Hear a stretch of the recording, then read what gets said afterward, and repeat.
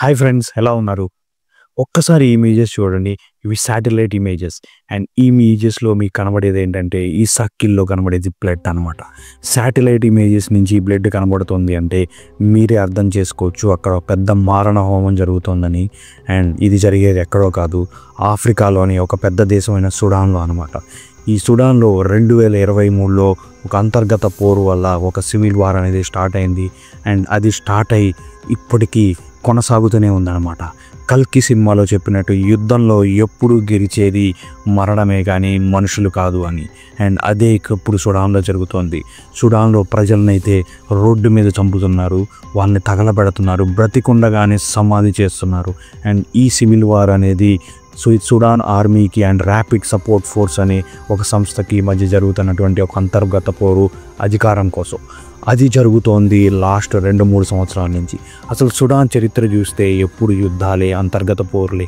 అక్కడ ఉన్నటువంటి ప్రజలు 10 సంవత్సరాలు మాత్రమే హ్యాపీగా ఉన్నారని మనం చెప్పుకోవచ్చు. 1956లో స్వాతంత్రం వచ్చిన దగ్గర నుంచి ఇప్పుడు దాకా అక్కడ ఉన్నటువంటి ప్రతి పాలకుడు కూడా ఆర్మీ వాళ్ళే ఎక్కువగా అక్కడ అధికారాన్ని చలాయిస్తూ ఉంటారనమాట. అండ్ తమ బడ్జెట్లో కూడా 60-70% వరకు ఆర్మీకి అండ్ వాళ్ళకు సంబంధించినటువంటి రక్షణ సంస్థలకు మాత్రమే కేటాయిస్తారు. ప్రజలని గాలికి వదిలేశారనమాట. అందువల్లే అక్కడ ఎప్పుడు చూసినా ప్రజలు హాయిగా ఉన్నది ఎప్పుడూ లేదు. అండ్ వాళ్ళు ఎప్పుడు కూడా నరకాన్ని అనుభవిస్తూనే ఉన్నారు.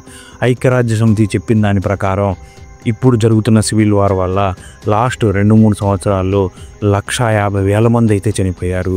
అండ్ 1,50,00,000కు పైగా నిరాశ్రయులు అయ్యారనమాట.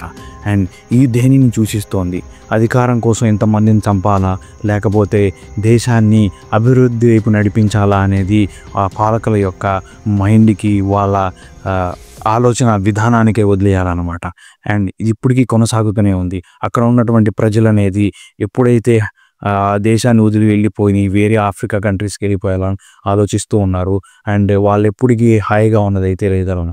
దీనివల్ల ప్రపంచ దేశాలు కూడా సుడాన్ వైపు చూస్తున్నాయి. అండ్ సుడాన్లో ఎక్కువగా ఉండే గోల్డ్ని యూఏఈ కొంటుంది. అండ్ యూఏఈ అనేది సుడాన్కి మారణాయుధాన్ని అయితే సప్లై చేస్తుంది అనమాట. అండ్ రిచ్ దేశంగా, ఎంతో ధనిక దేశంగా చెప్పే యూఏఈ అనేది ఇటువంటి పనులు చేయడం అనేది సాధారణ విషయం.